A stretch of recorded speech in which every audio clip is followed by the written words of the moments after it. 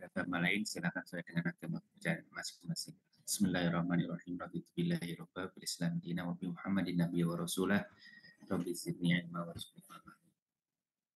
Ya, sebelumnya bagi yang beragama muslim, selamat merayakan Idul Fitri kemarin.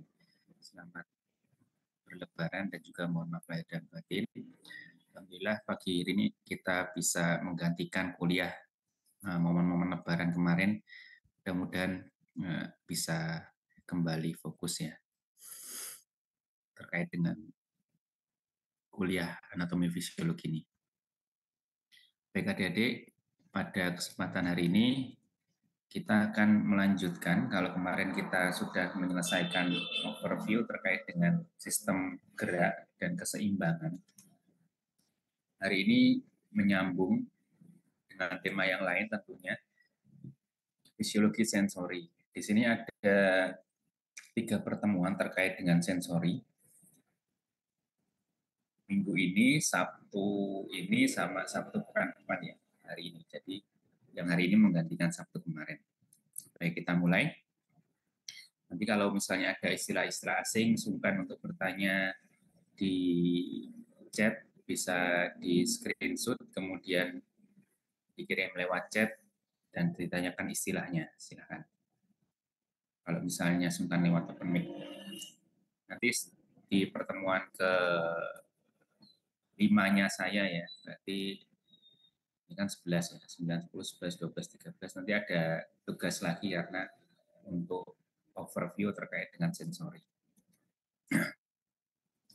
Baik, untuk tujuan perkuliahan, khususnya hari ini kita akan membahas dan harapannya adik-adik bisa mengetahui prinsip resepsi stimuli pada sistem sensori, kemudian karakteristik stimuli atau inputnya, kemudian yang ketiga mengetahui jalur informasi dan pemrosesan informasi, dan keempat ini menjelaskan sensori sentuhan. Jadi yang pada hari ini adalah overview tentang stimuli tadi ya, resepsi stimuli sensori 1, 2, 3, sama salah satu aspek sensori dari organ indera kita, yakni sistem sensori sentuhan ya, atau apa namanya yang ada di kulit. Nah, sebelum kita masuk ke sistem panca indera ya, kita kenal dengan panca indera kalau misalnya yang tidak dari biologi ya, itu secara umum kan mengetahuinya panca indera. Nah, kaitannya dengan itu sebenarnya. Dengan istilah-istilah yang baru, adik-adik mohon bisa menyesuaikan dan mulai memahami juga menghafalkan ya. Jadi kita ketahui kemarin sudah belajar tentang gerak. Kalau gerak itu kan ada feedback ya, ada sensorinya juga ya, sehingga mempengaruhi dari refleks dan juga sistem keseimbangan kemarin. Nah, di sini terkait dengan panca indera. Jadi masih terkait dengan saraf ya, saraf. Khususnya kalau misalnya yang ada di panca indera, saraf kita ini perannya adalah sebagai sensori menerima rangsangan dari luar ya. Bisa juga dari internal sebenarnya kalau sensori. Nah, tapi kalau misalnya panca indera, biasanya memang yang kita terima dari eksternal. Lalu bagaimana stimulus dari luar itu bisa menghantarkan, bisa kita cerna ya.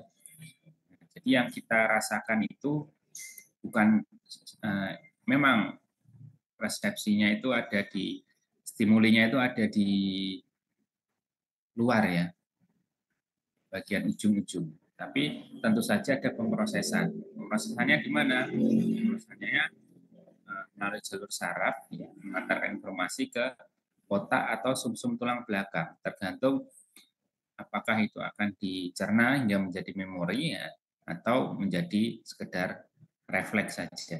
Kemarin kita sudah bahas.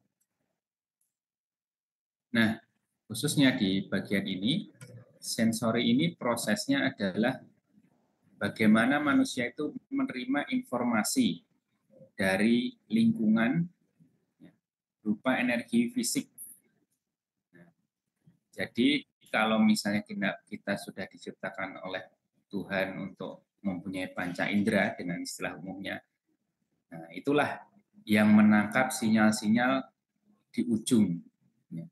Jadi di ujung kita ada persarafan-persarafan yang fungsinya sebagai menerima informasi sensoris dari lingkungan. Lalu, apa kaitannya dengan proses persepsi? Jadi ada sensori, ada persepsi nanti istilahnya. Kalau persepsi di sini dikatakan sebagai proses pemahaman atau pemberian dari suatu informasi, diolah dulu ya, diolah dulu dari stimulus di luar. Di sini ada sedikit perbedaan ya, meskipun judul di slide ini adalah proses sensori, kita juga mengenal dari proses persepsi.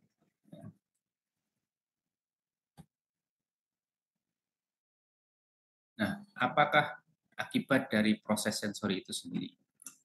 Nah, kita kenal tadi di awal pengantar adalah panca indera. Kalau misalnya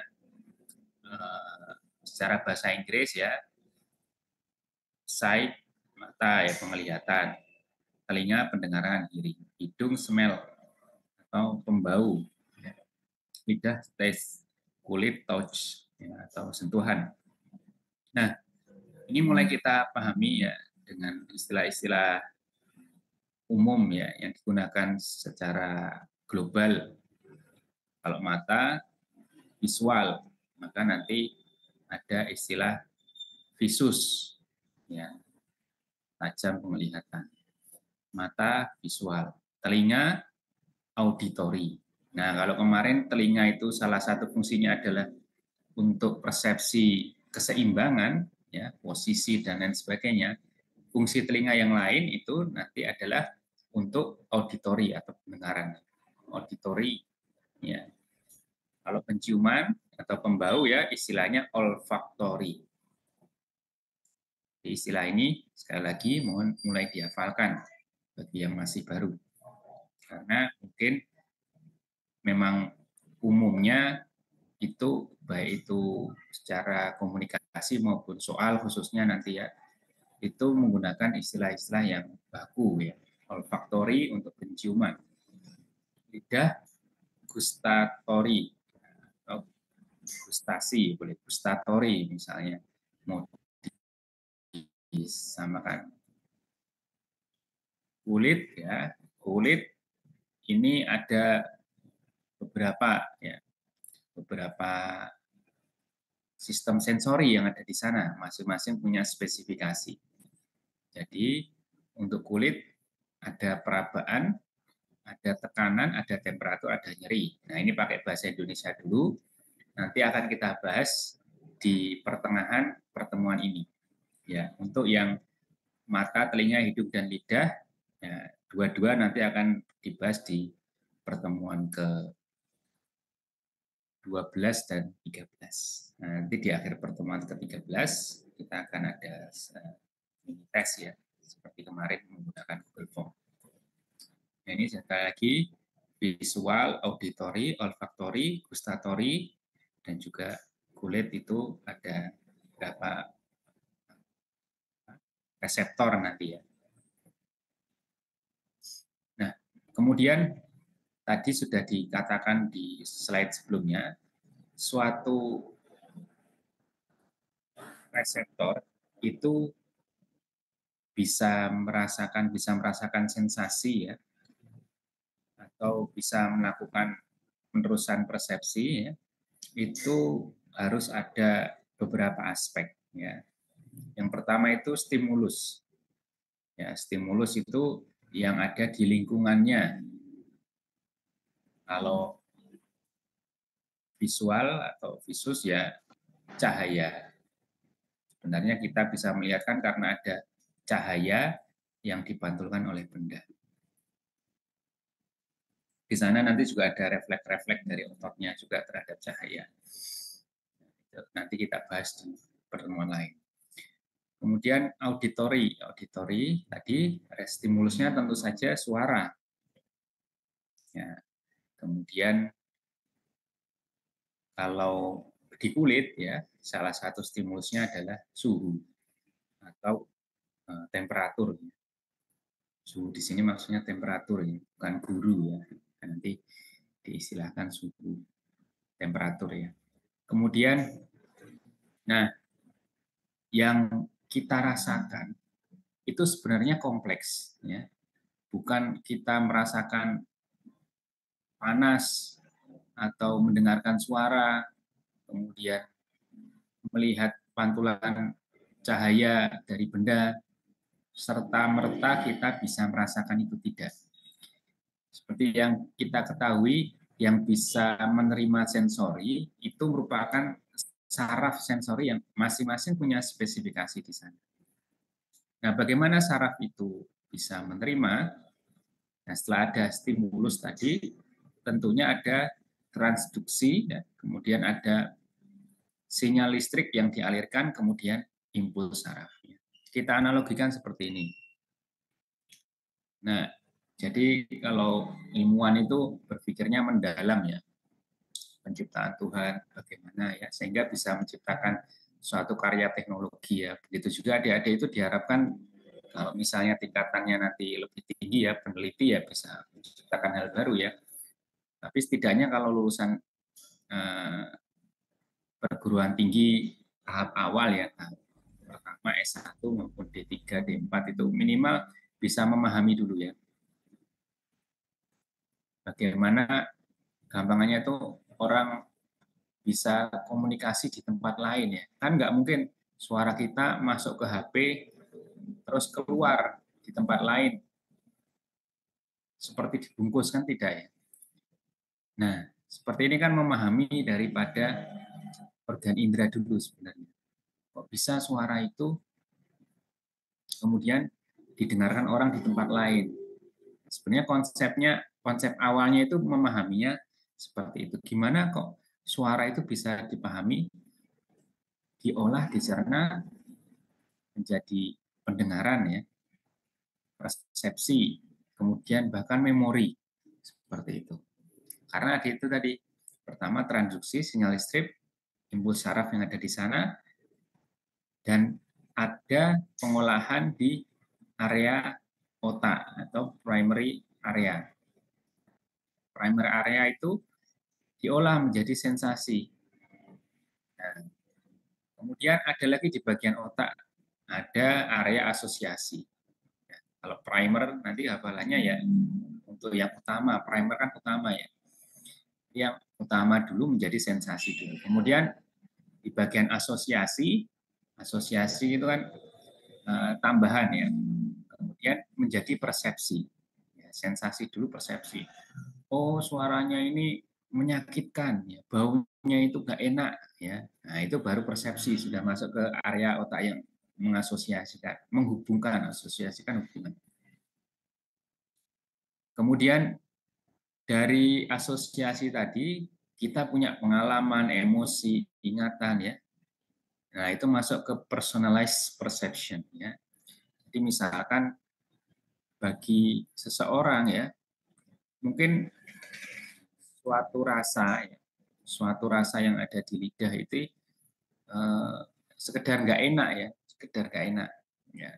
Tapi bagi orang lain yang punya pengalaman nggak enaknya ini mungkin menjijikkan ya, nah itu bisa jadi langsung dia muntah-muntah seperti itu. Jadi kalau terkait dengan emosi, ingatan dan lain sebagainya ya. Jadi personalized persepsi ini masing-masing orang akan berbeda ya. Seperti itu. Termasuk suara misalkan. Misalkan suara tertentu bikin ketakutan. Nah, itu bisa jadi bagi orang yang lain biasa ya. Itu sudah masuk ke personalized persepsi. Jadi perlu dipahami tadi ya, menurut Plotnik, ya beberapa tahapan ini memang agak lama ya sumber referensinya. Jadi bisa cari sumber referensi yang lebih baru silakan.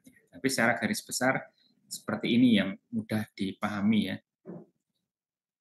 Bagaimana suatu stimulus dari luar hingga menjadi setidaknya menjadi primary areas atau di asosiasi area.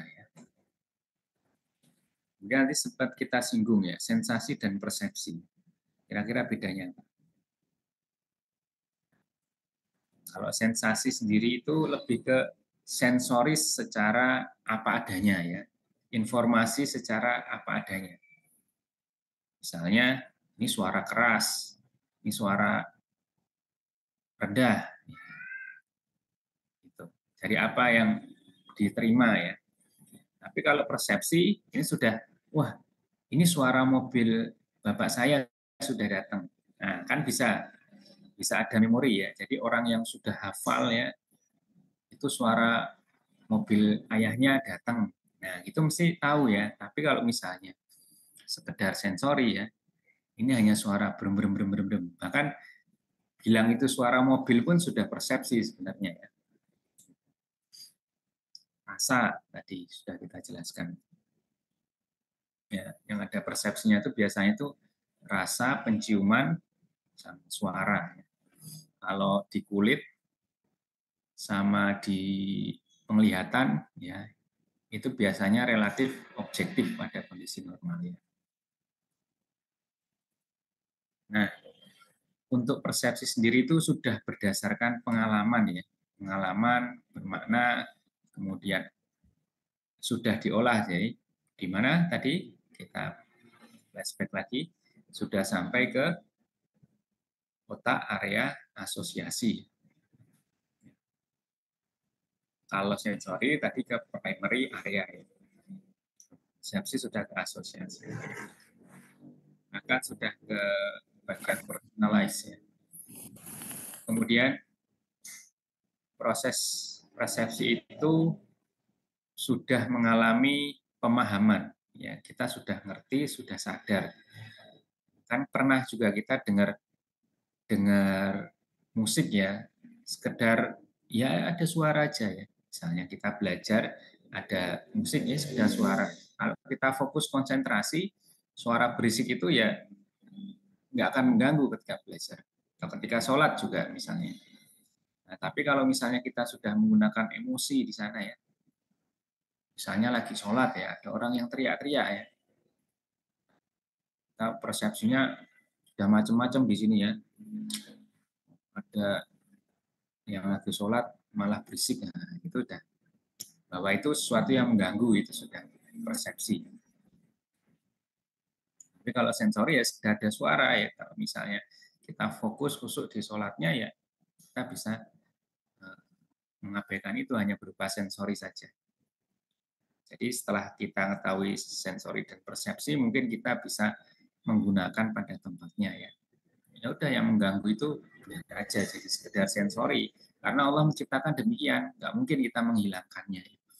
Seperti itu. Termasuk mungkin gambarannya yang ada di lingkungan kita. Kalau ada teman atau sesuatu yang mengganggu, ya udah.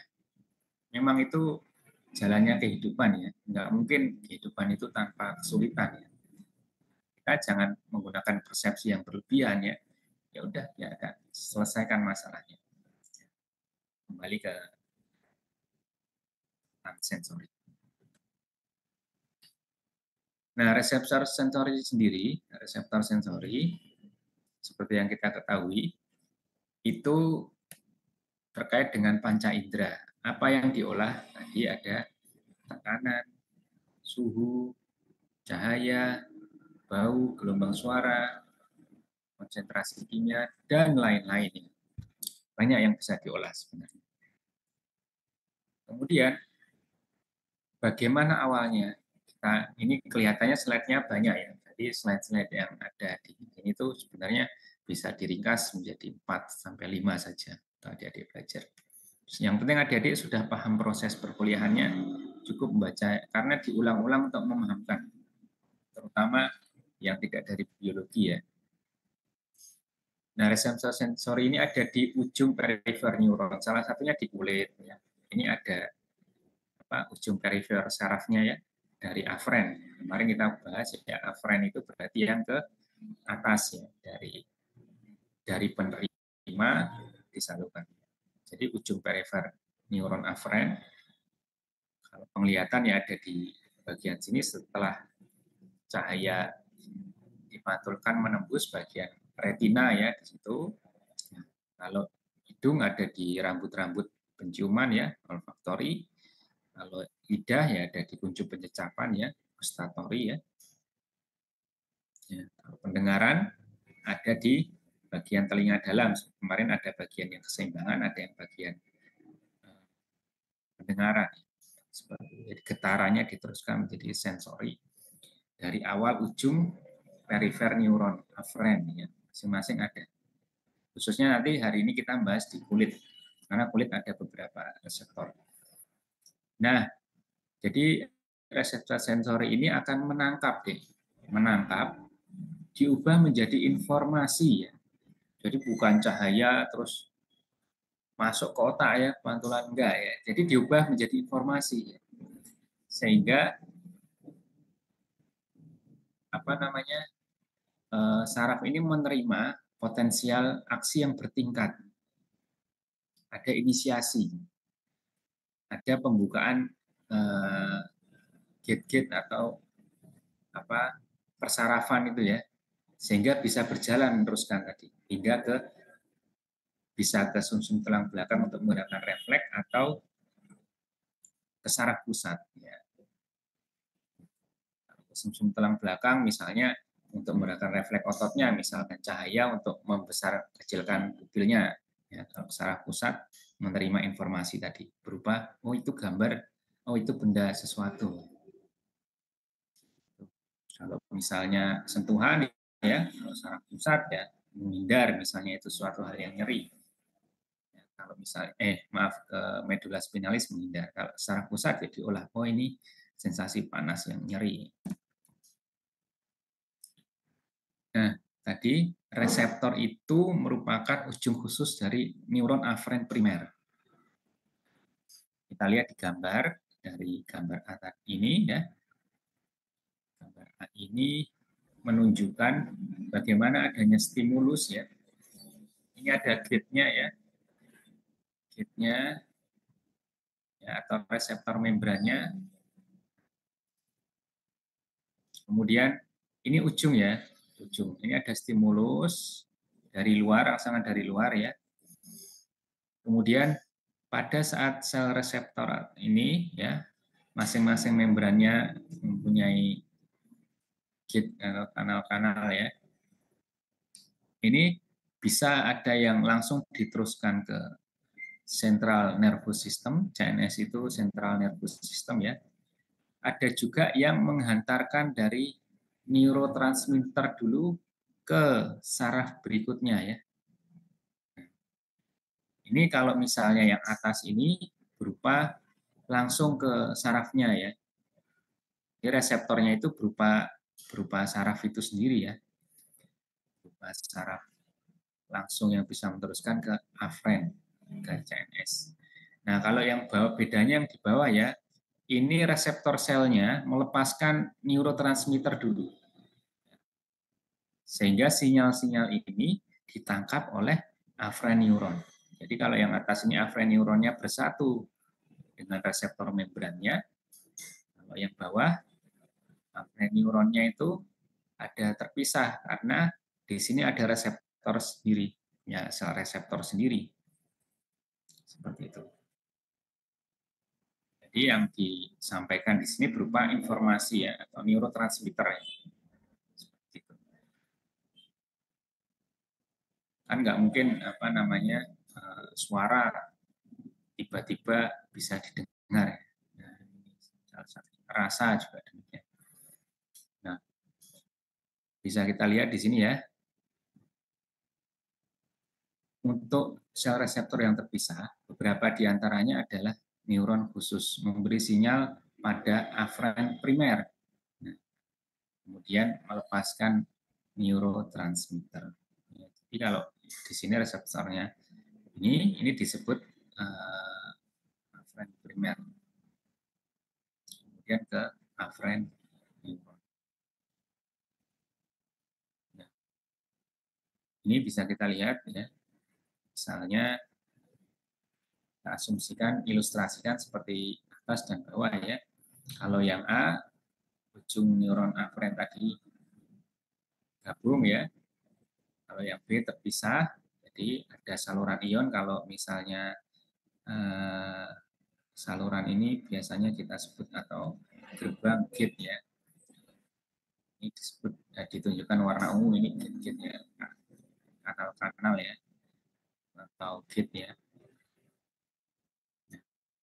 Ini bisa terbuka ya. Bisa terbuka dengan adanya transduksi stimulus tertentu ya. Jadi tidak mungkin misalnya kulit kita itu terstimulus oleh bau. Nah, itu nggak mungkin ya, karena sensori kita untuk penghidu penciuman bukan di kulit ya.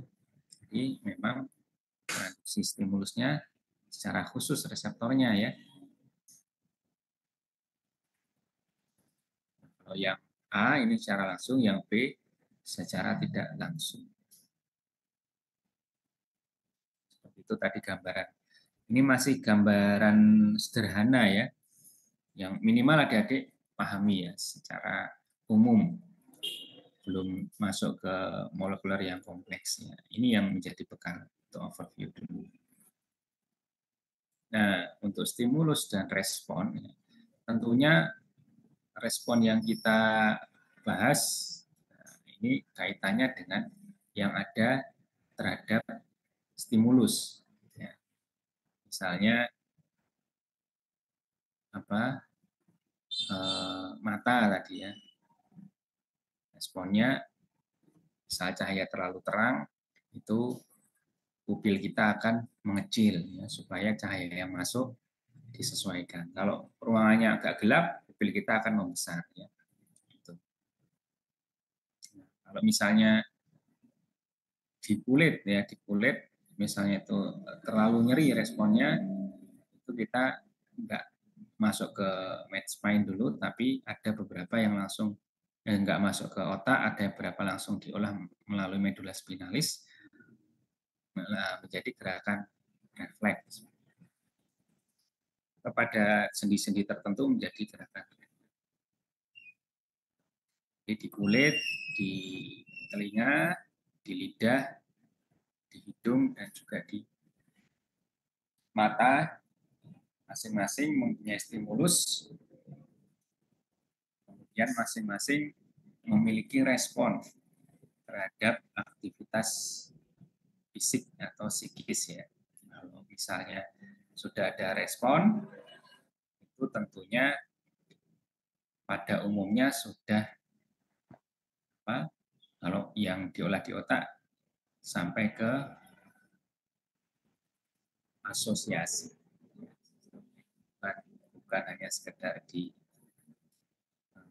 primary tapi sampai ke asosiasi.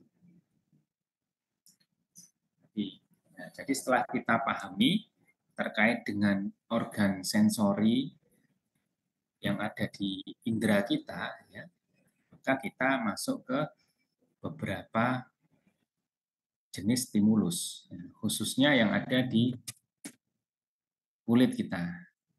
Ya. Tapi sebelum masuk ke kulit, ini ada beberapa jenis stimulus dulu. Ya. Yang pertama mekanoreseptor, mekanis ya. Mekanoreseptor mekanis. Mekanis itu apa, Dek? Berarti sesuatu yang berkaitan dengan fisik. Fisik selain suhu ya, dan juga suara. Ya, berarti tekanan, kemudian sentuhan, ya, dan lain sebagainya. Jadi mekanoreseptor yang pertama, kemudian termoreseptor. Termo, ingat ya, termo itu berarti gambaran kita kan suhu ya, termometer ya. Termometer alat untuk mengukur suhu, termoreseptor berarti reseptor yang mendeteksi dari sensasi suhu. Suhu ini biasanya hanya ada dua ya, lebih dingin atau lebih hangat. Ya. Kalau over ya biasanya sudah masuk ke reseptor nyeri ya, yang nomor 5 ya. Kalau nyerinya sangat sekali atau panasnya sangat sekali ya, itu sudah ke nociceptor. Jadi kalau misalnya masih ke dingin, masih ke hangat, itu masih ke termoreseptor. Yang ketiga adalah fotoreseptor. Foto ya, kita berkaitan dengan apa yang kita lihat ya, berarti cahaya. reseptor yang menanggapi terhadap respon cahaya, terhadap stimulus cahaya. Khususnya di sini kalau misalnya kita lebih dalam, apa yang diolah ya? Panjang gelombang cahaya. Kalau suara mungkin kita pernah dengar di SD ya, suara yang bisa ditangkap manusia itu kan tertentu ya gelombangnya ya. Sebenarnya cahaya juga tertentu ya. Makanya bisa jadi ya di dunia ini ada gelombang cahaya yang bisa kita tidak tangkap ya. Ya, orang istilahnya itu mungkin mengaitkan dengan alam lain ya, alam gaib ya. Nah, ya pada prinsipnya mungkin manusia memang hanya bisa menangkap dari panjang gelombang cahaya tertentu ya. Di luar itu nggak bisa ditangkap dari indera manusia. Seperti seperti pendengaran. Dan memang ada ya, memang kita nggak bisa. Terlalu silau lah gampangannya, atau terlalu gelap kan. Jadi nggak bisa. Kemudian kemoreseptor. Kemoreseptor itu pengikatan bahan kimia. Apa kemoreseptor itu? Biasanya penciuman dan rasa. Nah, jadi kok bisa kita bisa mencium harum, mencium oh ini ada yang masak pop mie ya, kalau misalnya kita di kereta, yang pernah naik kereta ya, ada yang jadi pinter itu ya, kalau misalnya pramu sajinya kereta apa itu istilahnya, kalau mau jualan itu kan dijual itu pop mie kan harganya murah ya, kita endorse ini. Karena baunya ini bisa membangkitkan memori. Wah, enak ini, makan lapar ya gitu ya. Tapi makanan yang lain mahal-mahal ya. Kopi kan cuma 9.000 di kereta ya. Tapi kalau jadi lapar terus pengen makan yang lain ya, misalnya nasi ya di kereta kan jadi 40.000 ya, dan lain sebagainya. Kembali ke sini, kemoreseptor itu sesuatu yang bangkitkan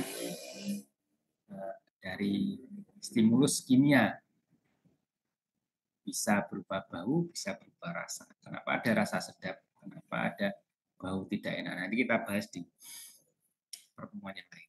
Kemudian nociceptor. Nociceptor itu pain atau nyeri ya. Jadi kalau misalnya ada kita merasakan pedes, nah pedes itu sebenarnya bukan indera penciuman ya. Jadi indera nociceptor sebenarnya. Kemudian nyeri di kulit ya, terlalu panas ya, ekstrim ya, sehingga sampai nyeri ya, terlalu dingin ya, ekstrim. Atau suara yang terlalu bising nyeri ya, bisa jadi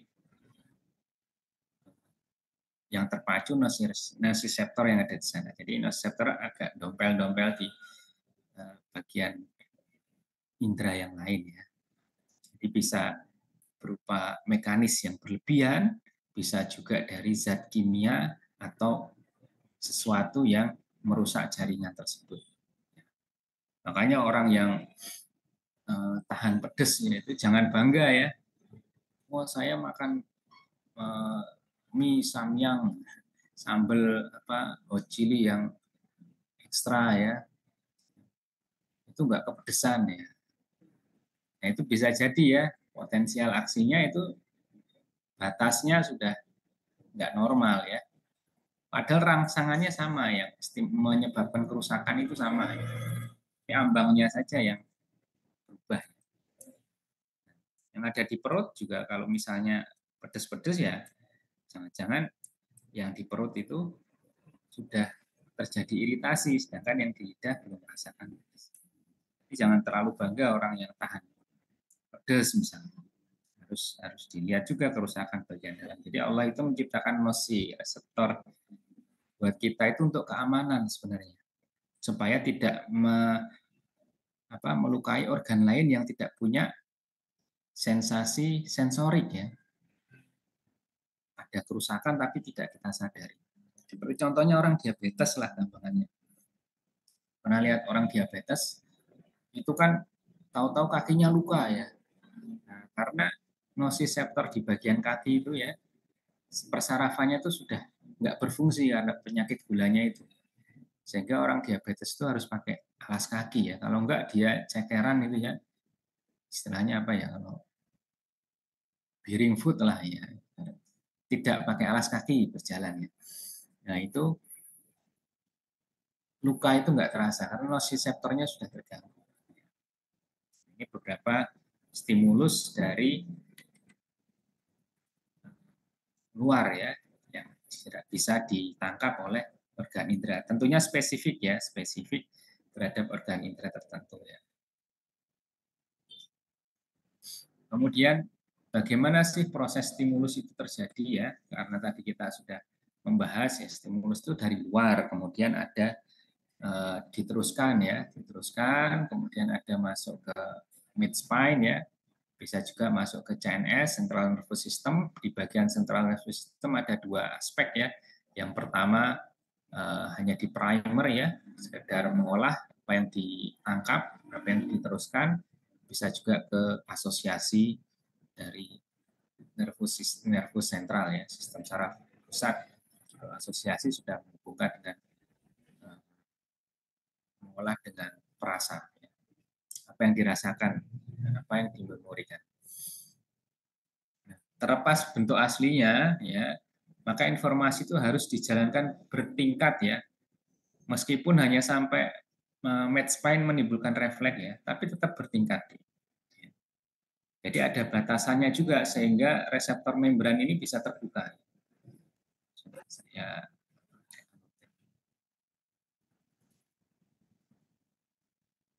ya, ada stimulus ya.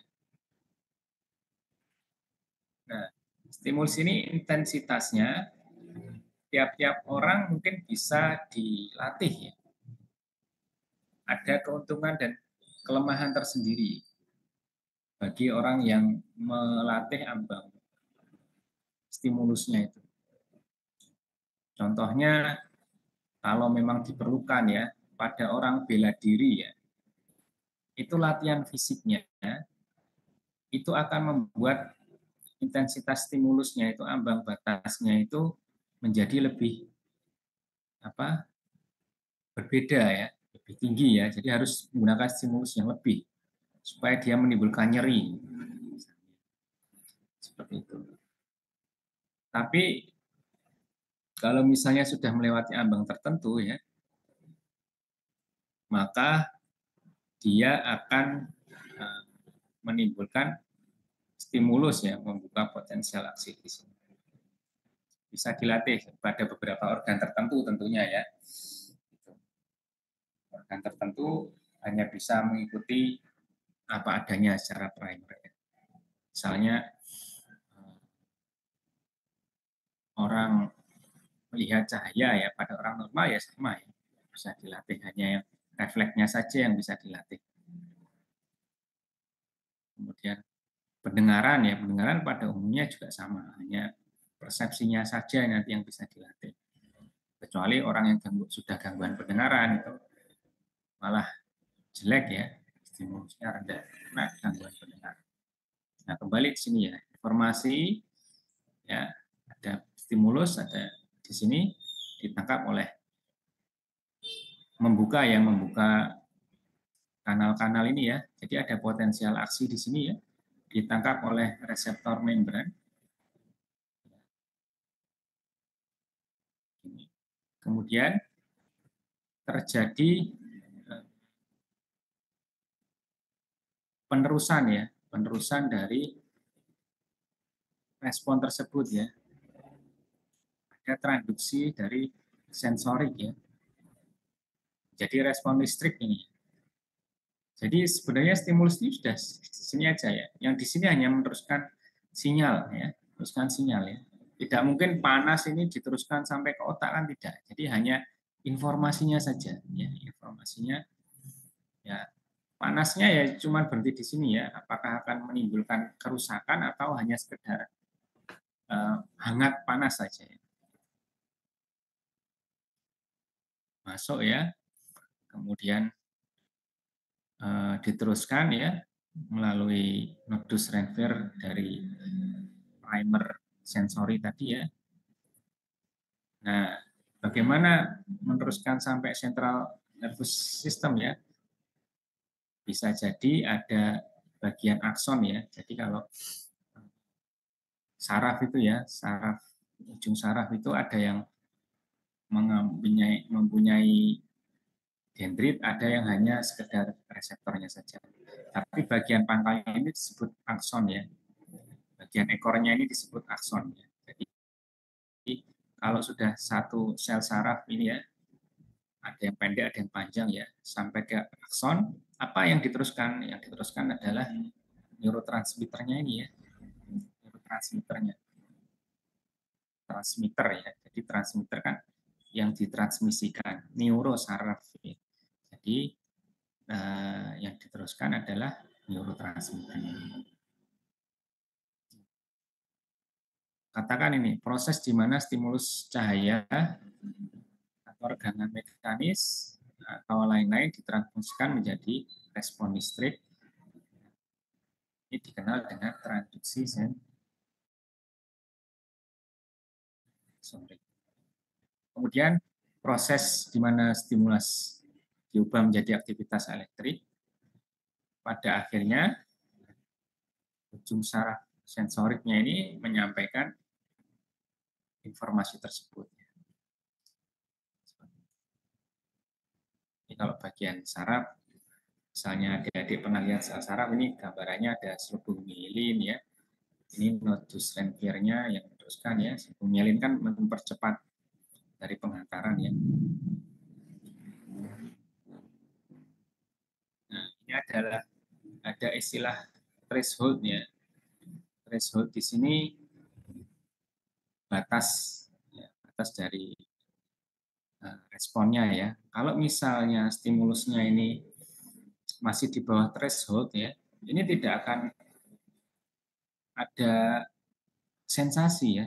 Seperti misalnya paling mudah itu adik-adik tahu tapi tidak merasakan ya. Itu di bawah threshold misalnya pada bagian yang pada kulit yang menebal misalnya ya. Pada kulit yang menebal, kulit-kulit telapak kaki yang menebal itu. Itu kalau adik-adik cuman di apa namanya misalnya sini ya. Di sini kan memang sensitif ya karena untuk merasakan sesuatu. Tapi kalau misalnya apa namanya di kulit kaki kita ada bagian yang menebal ya, di tumit biasanya ya. Nah itu kalau misalnya kita pegang ringan ya, pakai kapas ya, itu kan sebenarnya sudah ada stimulus, cuman tidak bisa menembus threshold yang ada di sini, ya, tidak bisa melewati threshold sehingga apa? Sehingga tidak muncul potensial aksinya di sini ya. Ini ada ya, stimulusnya itu ada terbuka. Nah, cuman potensial aksinya tidak bisa neurotransmitternya tidak cukup untuk menghantarkan ke bagian seterusnya. Kalau ini ringan ya, ringan sudah melewati threshold ya, sehingga ada ini cuma sentuhan ringan ya. Oh ini ada perubahan suhu ya. Seperti suhu ruangan ya. Atau bau ya. Jadi kalau misalnya bau itu sesuatu yang mudah beradaptasi kan. Nah, awalnya mungkin ini deh. Misalnya bau, mohon maaf ya, kita buang air besar di kamar mandi itu kan nggak pernah muntah-muntah ya, jarang lah ya. Karena apa? Mungkin awalnya di sini ya. Awal kalau misalnya kita lihat kotoran orang lain itu kan memori busuk dan lain sebagainya. Tapi kalau buang air besar sendiri kan jarang orang yang melihat kotoran terus muntah-muntah itu. Ya, ini karena ada perbedaan memori juga nanti di otak ya. Sebenarnya sama-sama di sini. Terus lama-lama turun. Nah, lama-lama tidak merasakan bau lagi ya. Seperti itu. Ada penyesuaian, ada adaptasi. Selain intensitas stimulus juga ada adaptasi. Ya, jadi ini makin meninggi. Jadi respon yang paling cepat beradaptasi itu adalah bau.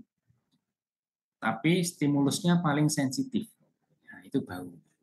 Ya, makanya ada orang misalnya ada mohon maaf ada yang buang angin gitu kan langsung kecium ya. Wah, siapa ini ya? Padahal yang ngomong duluan itu justru yang biasanya yang buang angin ya, biar nggak ketahuan ya. Ya, kembali ke sini.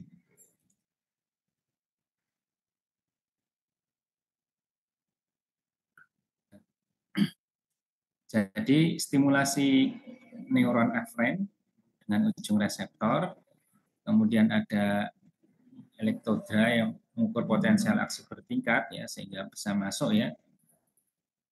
Ya, misalnya ini diukur ya.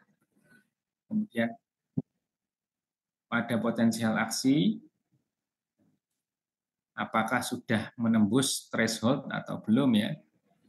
Kemudian kalau misalnya sudah menembus threshold, maka di bagian akson terminal ya atau di bagian pangkal dari saraf sensori tersebut bisa melepaskan neurotransmitter. Kalau belum melewati dari potensial aksi ya dia tidak akan melepaskan neurotransmitter.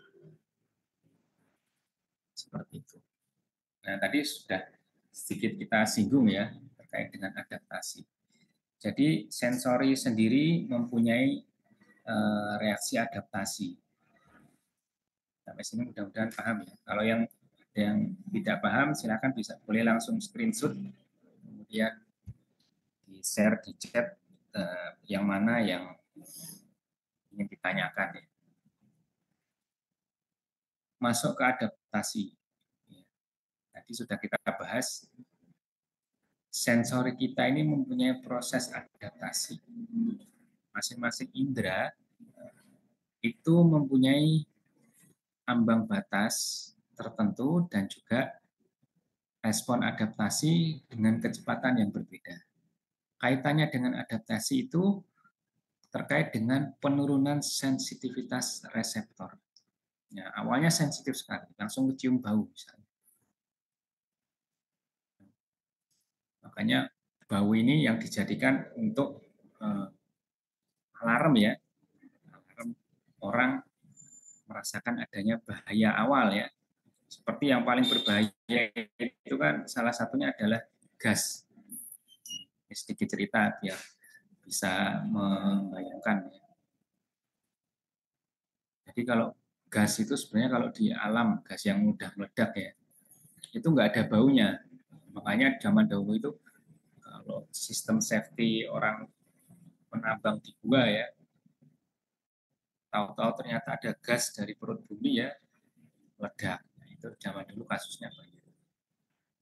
Sekarang kan sistem keamanannya sudah ada detektor dari gas berbahaya ya, gas yang mudah meledak.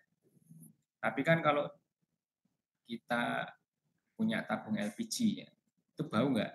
Kalau bocor, bau ya. Sebenarnya nggak berbau aslinya, tapi diolah oleh teknologi ya, sehingga gas itu diberikan bau yang mudah tercium dan berbeda dengan bau yang lain. Nah, ini kan orang-orang teknologi ya, dulu nggak ada jurusan biotek ya, zaman-zaman dulu mungkin nggak ada jurusan biotek, tapi kan orang memahaminya oh, bau itu sesuatu hal yang memori banget dan juga sangat paling awal terstimulus. Makanya gas itu kan yang bocor dikasih bau-bauan yang khas spesial, nggak ada, hampir nggak ada yang bau yang mirip dengan gas itu. Jadi, gambarannya demikian ya. Jadi ada adaptasi. Tapi kalau lama-lama kita diciumi bau gas juga akan biasa aja ya. Jadi adaptasi, tadi kembali ke adaptasi, penurunan sensitivitas reseptor, ada berbagai derajat. Ada yang lambat ya, adaptasinya itu lambat dari reseptornya. Ada yang cepat ya. Ya, cepat tadi pembawaan tadi. Meskipun sensitif, tapi pembawaan itu adaptasinya paling cepat. Ya. Reseptor yang beradaptasi perlahan kadang disebut dengan reseptor tonik. Istilahnya reseptor tonik ya, tonik itu berkaitan dengan tune, sesuatu yang bertingkat. Bertingkat. Kalau adik-adik belajar musik ya, tune ya tonik itu kan sesuatu yang bertingkat. Jadi mempertahankan potensial reseptornya secara persisten. Makanya nyeri itu meskipun lambat ya, misalnya kita tek itu kan nggak langsung secepat penghidu ya. Ya. Ada sepersekian detik bau itu cepat banget. Nah, tapi susah beradaptasi, ya udah di sini tetap akan nyeri. Rasanya sama ya, kita kan misalnya dicubit, ya kan nyerinya akan bertahan secara lama, ya bisa bermenit-menit, berjam-jam rasa nyerinya itu ada. Nah ini disebut dengan reseptor yang adaptasinya perlahan, ya. Totonik tadi, slowly adapting receptor. Kadang-kadang malah persisten atau menetap segitu aja. Tapi bisa dilatih ya, bertahap ini ya. Orang dipukuli kepalanya, dedeknya gitu. Lama-lama dipukuli nggak apa-apa, tapi yang di dalam tetap rusak deh. Kalau kepala yang dalam tetap rusak ya. Karena nggak ada otot yang bisa dilatih ya. Seperti mungkin di perut mungkin ada ototnya, tapi di sini nggak bisa ya. Makanya kalau orang bela diri itu kan yang di cover itu mesti kepalanya dulu, jangan sampai kena hantaman ya. Nah, kembali ke sini ya. Jadi ada reseptor yang adaptasinya perlahan. Nah, jadi ada otot, sendi. Ya.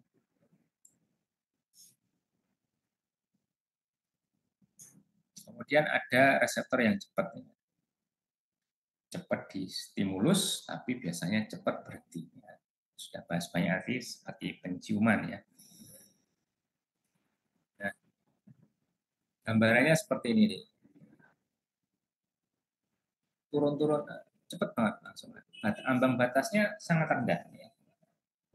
Batasnya, tapi setelah itu langsung turun dengan cepat atau malah bisa langsung off ya. Seperti itu. Dalam hitungan detik malah ya. Itu sudah tidak aktif.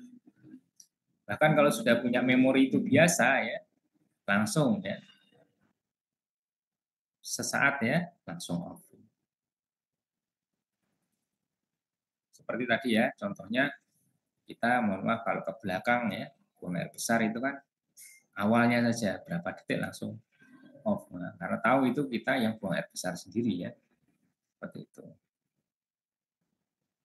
Tapi kalau misalnya terkait dengan memori, ya itu nanti agak susah ya. Kadang-kadang baunya itu sudah terhenti ya, tapi memorinya itu masih ada. Ya.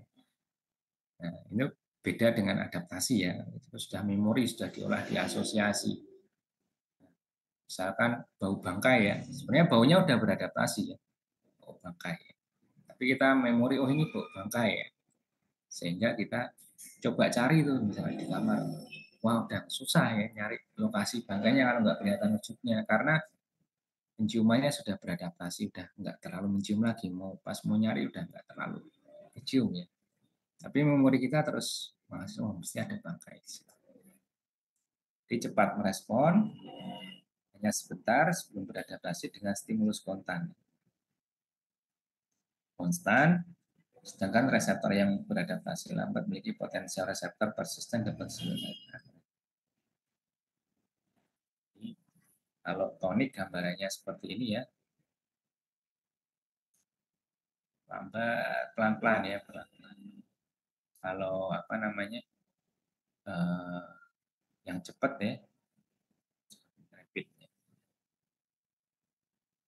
Tapi sama-sama mempunyai proses, pasti ada proses off di sana ya, kecuali yang tonik yang tadi ya, yang persisten tadi. Nanti yang persisten terus. Ini penciuman contohnya, ini contohnya tekanan ya. Misalnya. Kemudian bagaimana pengendalian pada sensorik primer kita ya. Sensorik primer ini adalah merupakan mempunyai pengkodean ya dari stimulus energi menjadi sinyal. Seperti misalnya kita tadi telepon ya. Suara kok bisa ditangkap di tempat lain ya. Padahal suaranya kan nggak dibungkus ya. Nggak ada pengkodean Kalau di indera kita ada konversi energi menjadi stimulus sinyal. Sinyalnya apa? Sinyal yang bisa diteruskan oleh saraf untuk menyampaikan informasi dari sensorik primer tadi ke sistem saraf pusat. Kemudian karakteristiknya bagaimana? Tergantung jenis input yang diwakili oleh intensitas, juga lokasinya. Jadi sehingga kita bisa tahu, oh ini misalnya ada nyeri di tangan kanan. Nah itu kan sampai lokasinya bisa kita persepsikan. Nah, pengkodean dimulai dari neuron reseptor tadi ya, neuron reseptif di sistem saraf primer. Perifer, perifer itu di ujung ya, ujungnya. Perifer itu tepi deh, ya, yang istilah-istilah baru. Jadi sistem saraf yang ada di perifer ya, ya di tepi-tepi penglihatan ya, perabaan, pencecapan, penghidu ya. Nah itu saraf perifer ya, dimulai dari saraf perifer, diteruskan tadi, dikodekan dengan sinyal. Nah ini contohnya ya, ini yang kulit ya, nah, langsung mungkin ini masuk ke kulit aja ya. Ini bagian luarnya nih, yang bawah ya, bawah. Jadi misalnya ada sensasi dari luarnya itu bawah ya. Nah, ini ibaratnya di otak ya, central nervous system. Nah, ini ada sensasi ya, ada stimulus ya, panas, dingin ya, misalnya kulit ya. Kalau telinga ya suara ya. Atau kulit juga tekanan ya. Ya. Atau rasa ya, pencecapan, asin, manis, ya, pahit, umami ya, rasa. Nah, itu misalnya kulit di sini ya, ada reseptor jenisnya tertentu ya. Kalau tadi kan ada tekanan, ada suhu ya, ada sentuhan ya, ada nyeri ya di kulit. Setidaknya ada 4 itu ya secara umum. Ini akan merespon, tapi kulit ini tidak akan merespon sensasi cahaya. Ya. Tapi respon kerusakan, respon perubahan pigmen itu tetap terjadi di kulit, respon, tapi bukan sensoris ya. Cahaya tidak akan disensor oleh kulit, yang disensor adalah stimulus yang lain karena spesifik. Kemudian ditangkap nih sama apa namanya bagian primer perifer tadi ya, perifer terminal reseptor di sini ya. Kemudian diteruskan lagi ya menjadi sinyal-sinyal ya sampai ke saraf pusat ya. Ini ibaratnya sudah sampai otak, ini gambarannya bukan di kulit ini ya. Ini maksudnya sampai di otak ya.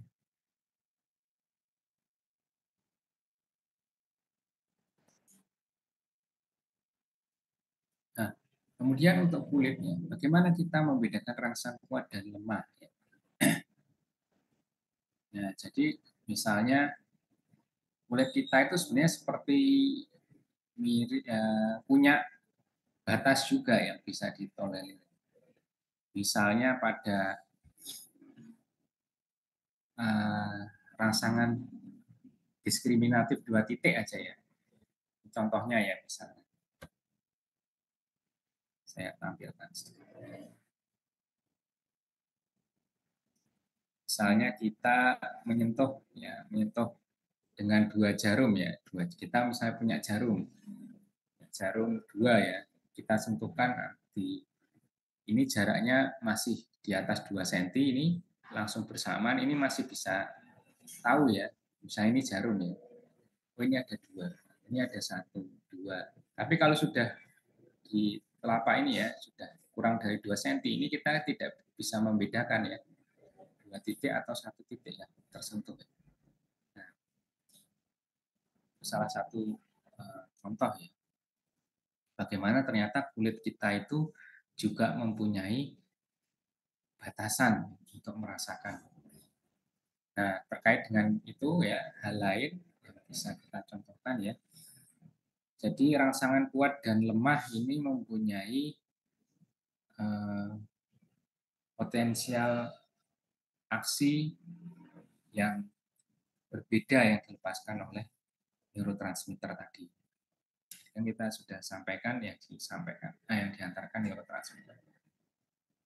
Nah, frekuensi potensial aksi dalam neuron aferen tunggal adalah salah satu caranya.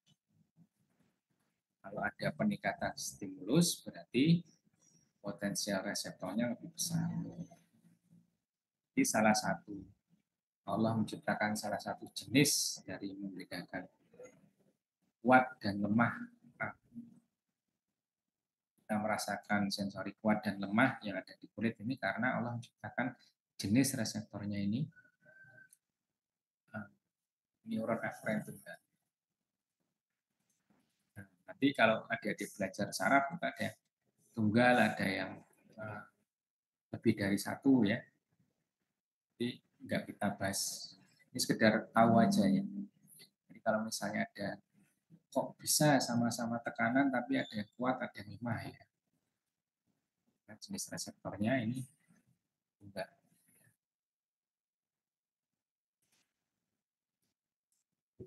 Jadi ada pengkodean ya. Ada 4 aspek di sini. Bisa kita rangkum ya terkait dengan pengkodean ini. Yang pertama, jenis rangsangan yang dirasakan sebagai stimulus itu ditentukan oleh jenis reseptor yang diaktifkan. Meskipun stimulusnya sama, ya, tapi tergantung dari reseptor yang diaktifkan. Kalau tadi yang ekstrim kan mata dan kulit, ya. Kalau kulit tidak bisa merespon cahaya jelas ya. Nah, kalau sama-sama kulit pun beda area, maka sensitivitasnya akan berbeda. Nah, karena misalnya sama-sama sentuhan ya, sentuhan di kulit wajah dengan kulit telapak ya, kulit telapak tangan tentunya akan berbeda ya. Karena untuk sentuhan ya, di sini ya punggung aja, tangan aja yang paling dekat. Sini sama sini ya. Kalau sini kan lebih ke sentuhan ya. Nah, sentuhannya sama kan berbeda rasanya ya. Karena untuk reseptor sentuhannya itu banyak di sini. Kalau reseptor suhunya banyak yang ada di kulit permukaan yang berakhir. Kalau di sini sensasi sentuhannya, sensasi suhunya lebih sedikit ya. Makanya kalau misalnya kita megang sesuatu kan tahan terhadap suhu ya pakai telapak. Tapi untuk merasakan ini apa sih permukaannya, nah itu kan menggunakan orang ukur secara umum ukur suhu orang lain, bisa suhu anaknya itu panas apa enggak gitu kan, dengan lebih sensitif daripada telapak. Ya, jadi meskipun sama-sama kulit, jadi bisa jadi modalitasnya respon yang dihasilkan berbeda. Yang kedua, intensitasnya dikodekan oleh frekuensi dari sensorik individu dan jumlah sensorik yang diaktifkan. Ya, jadi gambar tadi ya, melalui pengkodean ya. Lokalisasi stimulus tergantung pada ukuran bidang reseptif yang dicakup oleh unit sensorik tunggal. Sebenarnya beberapa slide tadi intinya ini ya, cuman kan nggak mungkin kalau adik-adik disampaikan cuman slide ini kan nggak ada gambaran ya, malah bingung nanti. Kemudian informasi yang masuk ke sistem saraf itu tunduk itu istilahnya ngikut ya, mengikut ya, pada modifikasi oleh jalur afren. Informasinya tergantung ya pada modifikasi jalur afren dan efren.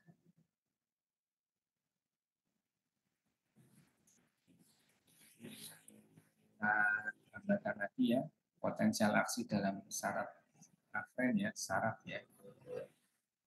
Ini berasal dari reseptor tekanan, contohnya misalnya pada yang kiri kan belum melewati potensial aksi ya. Kita gambarkan potensial aksi pada tekanan, misal di kulit itu harus melewati 60 untuk merasakan tekanan yang minimal, bukan sentuhan ya, ini tekanan ya. Nah, sekali lagi ini membahas tekanan, menggambarkan potensial aksi tekanan.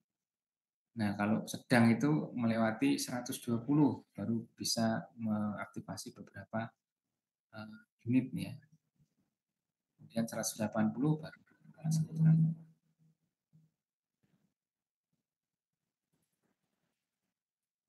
ini ya gambarannya. Kalau sudah di atas 180 ya, mungkin sudah merasakan nyeri juga ya.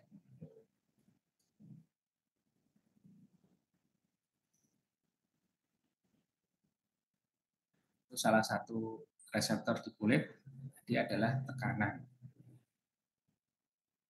Nah, yang kedua, sensorik yang di kulit itu adalah ketajaman atau biasanya nociceptor ya, nociceptor tajam.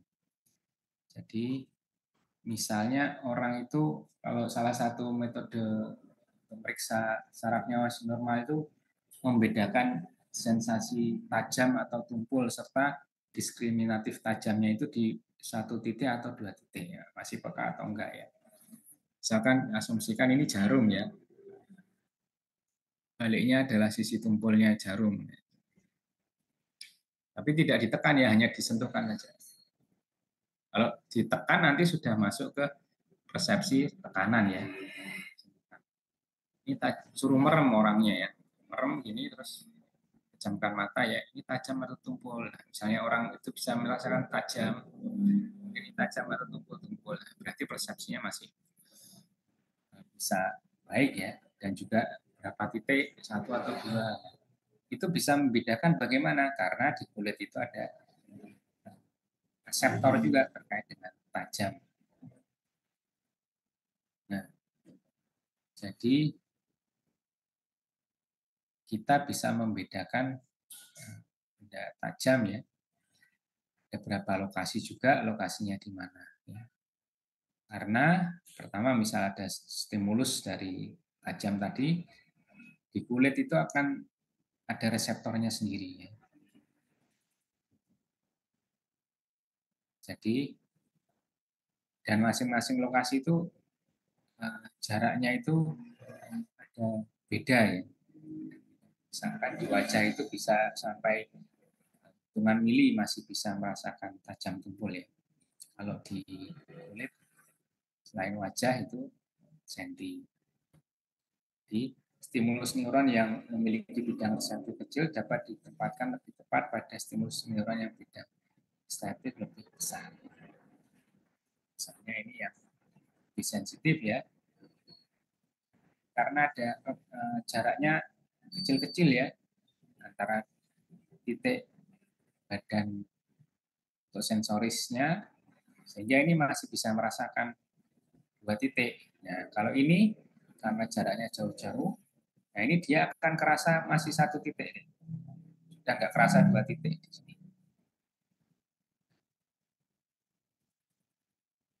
Mudah-mudahan bisa dipahami ya. Misalnya kita menyentuhkan dua jarum di bagian tangan, punggung tangan ya, dengan jarak kurang dari 2 cm, mesti ini sudah nggak bisa merasakan bahwa ada dua jarum di sana. Kalau di sini misalkan ada dua jarum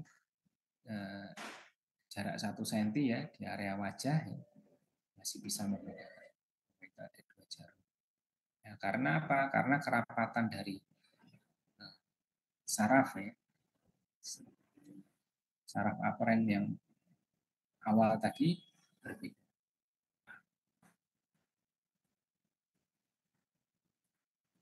kalau misalnya gambarannya diskriminasi 2 titik lebih dirasakan di bibir daripada di punggung. Kalau di bibir ini masih bisa merasakan. Ini bibir ya, ini di punggung. Ini apa? Lips dan back ya, untuk ilustrasi yang paling ekstrim. Kemudian bagaimana proses umum sensorik yang sudah kita jelaskan sebelumnya. Yang pertama modalitas, ya, apa reseptor yang masuk, cocok tidak dengan stimulusnya, ya. Kemudian si proses tadi sudah kita jelaskan. Yang kedua adalah durasi. Ya, tadi setelah kita menjelaskan modalitas, nah durasi. Durasi itu berkaitan dengan tadi salah satunya adaptasi. Selain adaptasi juga kalau pada reseptor tertentu yang tidak sensitif, ya, maka durasi ini akan mempengaruhi akan terasa atau tidak. Pada yang rapid, durasi singkat akan langsung terasa, tapi akan langsung beradaptasi juga. Ya. Bagi yang tonik tadi atau yang perlahan, ya, maka durasinya harus lebih lama untuk bisa menstimulus dari reseptor di perifer tadi ya. Misalkan pada orang terlatih, pegang gini aja, apalagi baru ngelamun ya, dia nggak akan kerasa. Tapi kalau misalnya udah agak lama gini, tapi tidak terlalu lama ya, disentuh ini ya. Kalau terlalu lama kan adaptasi nih. Tapi kalau misalnya udah berkali-kali bahkan ya, nah itu sudah bisa terasa. Jadi durasi itu juga mempengaruhi selain dari adaptasinya, tapi juga dari stimulusnya itu sendiri.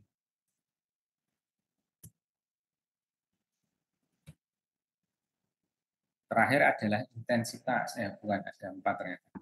Intensitas itu kuat atau lemah ya, banyak atau sedikit ya. Bisa juga frekuensinya ya terkait dengan kemudian lokasi ya tadi sudah kita bahas, meskipun sama-sama kulit ya, di bibir sama di punggung. Nah, untuk lokasi ini ya, jadi modalitas dari wilayah tertentu berjalan sepanjang jalur khusus di otak. Jadi otak ini mempunyai jalur-jalur khusus ya. Kalau apa bisa di searching itu terkait dengan homunculusnya itu wilayahnya berbeda-beda. Ya. Kalau ketajaman itu tergantung pada ukuran dan kepadatan. Kalau proses sinaptik ada penghambatan lateral itu dapat meningkatkan lokalisasi saraf sinyal ya yang menuju ke saraf pusat. Kemudian jalur ascenden itu yang ke atas ya, friend ya, ke atas ascenden ya, paling spesifik bersinap di talamus dan berjalan ke korteks dari cerebrum ya, kemudian melintasi garis tengah sehingga dapat diproses informasi tersebut umumnya pada bagian otak sebelah kiri.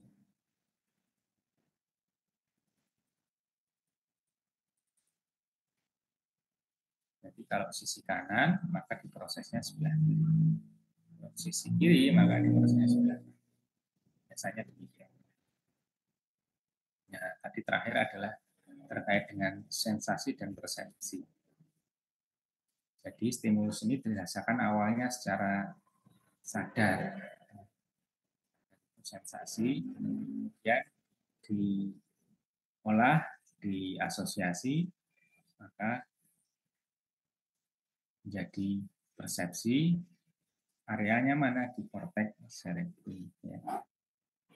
Ini ada beberapa bagian ya. Kalau auditori area sini ya, nggak perlu dihafalkan kayaknya. Yang penting adik-adik tahu bahwa di korteks cerebrum ini ada beberapa area untuk asosiasi tadi ya. Ya mungkin sedikit-sedikit dihafalkan nggak apa-apa ya. Di bagian depan itu istilahnya frontal ya. Bagian frontal ada paja ya. Kemudian di bagian uh, occipital ya ada paja ya, occipital. Ada visual ya. Di bagian parietal ada paja ya. Temporal ya, temporal itu ada auditori ya.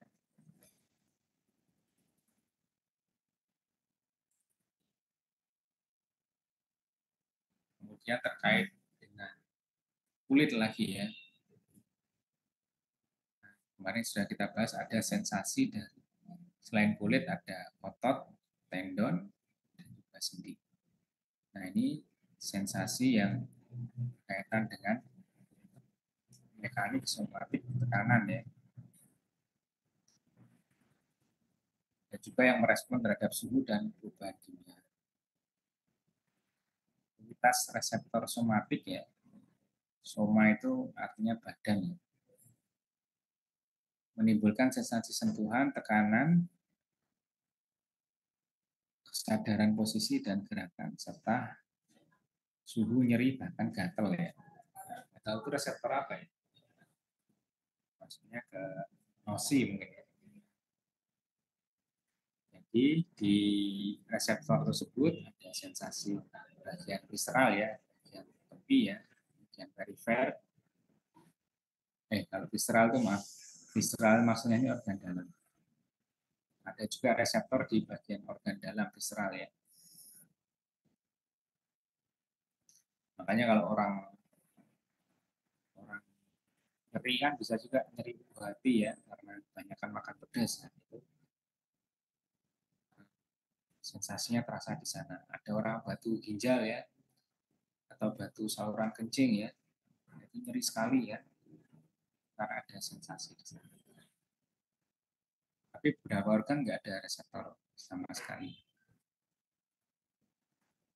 Kalau di kulit ini ada mekanoreseptor, sentuhan dan tekanan. Jadi sentuhan dan tekanan itu punya reseptor yang berbeda-beda. Nah ini sudah masuk ke kulit, tinggal setengah jam lagi, 20 menit malah.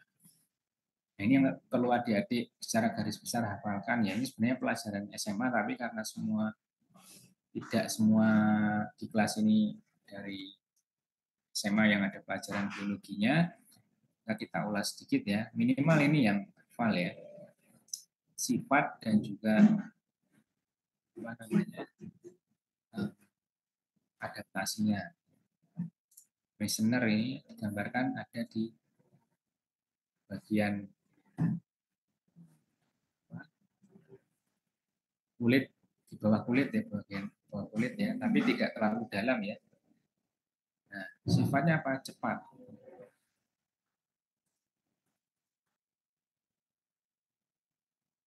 Reseptor terhadap apa? Terhadap sentuhan dan tekanan. Kalau ditanya Meissner itu yang mana reseptornya? Jadi bisa menunjukkan, oh Meissner itu yang ini. Ini sudah diilustrasikan mendekati dari gambar yang sesungguhnya ya. Sudah diilustrasikan. Kemudian Merkel ya. Ada corpusculum Merkel ya. Nah, Merkel ini langsung di sini ya. Makanya bisa membedakan apa? Tekanan. Tekanan tapi yang sifatnya lambat ya. Kemudian ada saraf bebas ya. Free nerve neuron ya. Kan nggak ada badan-badannya, ini saraf bebas ya. Nah ini untuk gatal, suhu, ya, dan sebagian tekanan ya. Ini ada di sini sampai permukaan ya. Makanya yang C ini ya, free neuron ending ya, bisa merasakan banyak hal ya. Kemudian Pacini, sebelum Pacini ini lebih ke arah tekanan yang dalam, ya, makanya letaknya lebih dalam. Ya. di Nah, subkutan. ini curi ya, Bi. Tidak ada saya bertanya-tanya. Nggak apa-apa ya. Hijau itu curi ya. Distraksi. Tapi itu hijau curi ya. Ini saraf ya, saraf. Saraf Pacini namanya, Nak. Ya, ini untuk merasakan getaran dan juga tekanan. Kemudian, iya. Kemudian ada Ruffini ya. Ruffini ini terkait dengan regangan. Ada regangan di sini. Ya. Sifatnya slowly activating mechanoreceptor. Ya, sudah bisa digambarkan, ditangkap dan juga perbedaannya. Makanya kulit ini mempunyai banyak sekali respon, ya. Tapi nggak ada ya, nggak ada saraf untuk nangkep cahaya kan? Enggak. Tapi apakah cahaya nggak mempengaruhi kulit? Ya mempengaruhi, misalnya terkena paparan sinar matahari kulitnya jadi hitam. Itu nggak ada kaitannya dengan sensori ya. Sensorinya hanya di suhunya saja.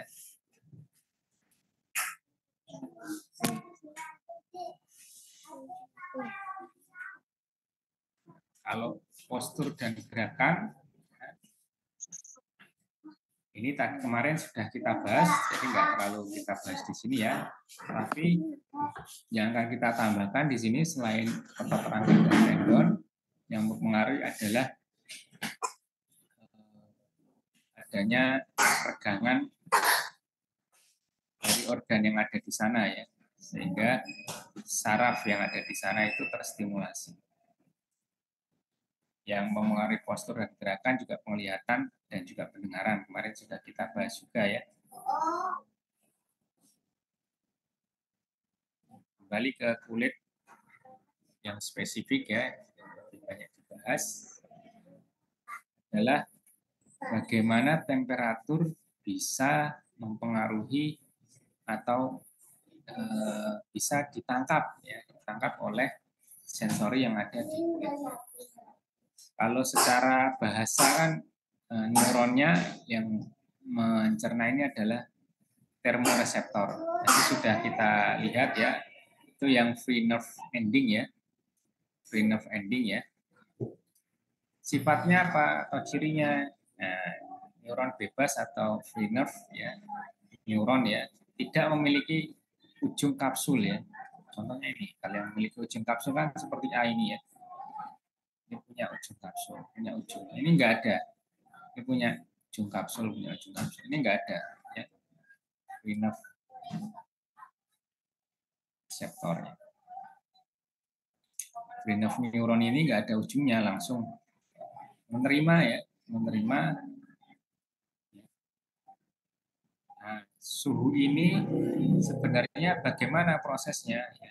Jadi ada saluran ion, kemudian mendapatkan stimulus ya, langsung masuk ke sini ya. Kemudian kalau sudah melewati batas potensial reseptornya tadi ya, maka dia akan mendeteksi, menyalurkan dari suhu yang dirasakan.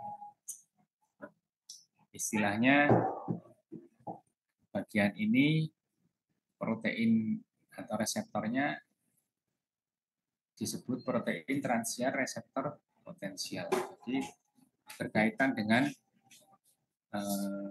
reseptor berkaitan dengan potensial aksi ya proteinnya. Dan bagaimana rasa sakit dan gatal ya yang ada di free nerve tadi ya. Nah, kalau nyeri itu kan nociceptor ya, gatal juga nociceptor. Seperti termoreseptor ya, sama-sama free nerve, saraf free nerve ya. Neuron yang ujungnya bebas ya. Free nerve ending. Jadi ini ada sensasi nyeri ya. baik itu nyeri yang memang nyeri ataupun gatal ya. Noisy itu kan sesuatu yang mengganggu ya, noisy. Kemudian diteruskan ya, diserabut aferen yang berkaitan dengan pain ya, dari perifer ya. Bagaimana bisa masuk ke sentral ya, adalah pelepasan dari potensial aksi ya, langsung ya melepaskan substansi P atau istilahnya glutamat ya. Kemudian diteruskan ke badan saraf yang lain untuk ke bagian talamus. Talamus itu bagian dari sentral nervus ya, atau bagian dari otak, kemudian ke bagian korteks sensori somato atau bagian di otak bagian korteksnya yang berkaitan dengan sensori soma ya.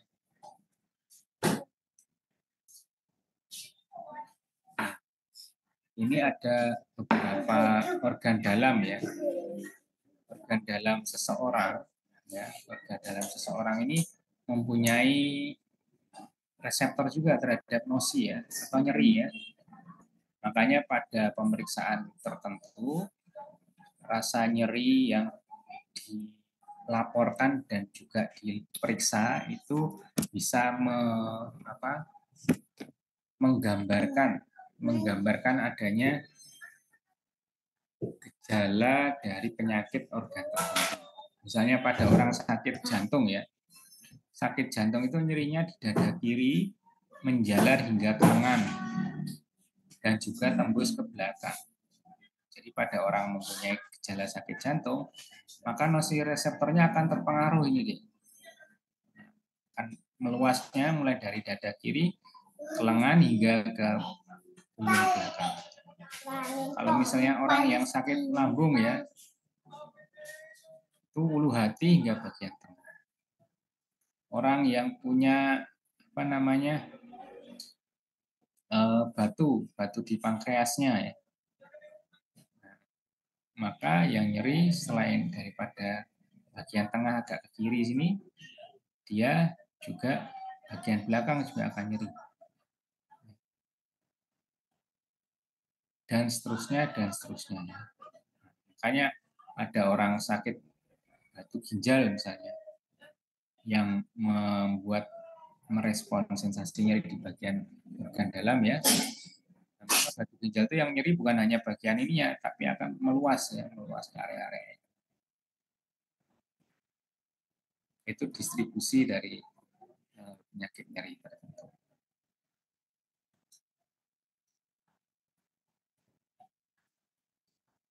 Kayaknya slide-nya super ya. Ini kebalik nanti siapa? Yang gatal ya.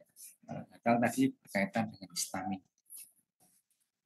Makanya kalau obat gatal ada istilahnya antihistamin ya, karena melepaskan histamin. Nah itu sedikit tadi yang bisa kita sampaikan. Referensinya lama ya, tapi ada edisi terbaru, tidak terlalu banyak berubah ya. Konsepnya hanya perbaruan edisi dan revisi aja, bisa dicari yang terbaru ya. Silahkan, kalau ada pertanyaan boleh lewat chat, boleh lewat WA, boleh disampaikan perwakilan ya. Sambil menunggu kalau ada atau tidak pertanyaan, saya kembali untuk screenshot, bisa diaktifkan kameranya kurang lebih 2 menit sebagai bukti dokumentasi selain Zoom recordnya.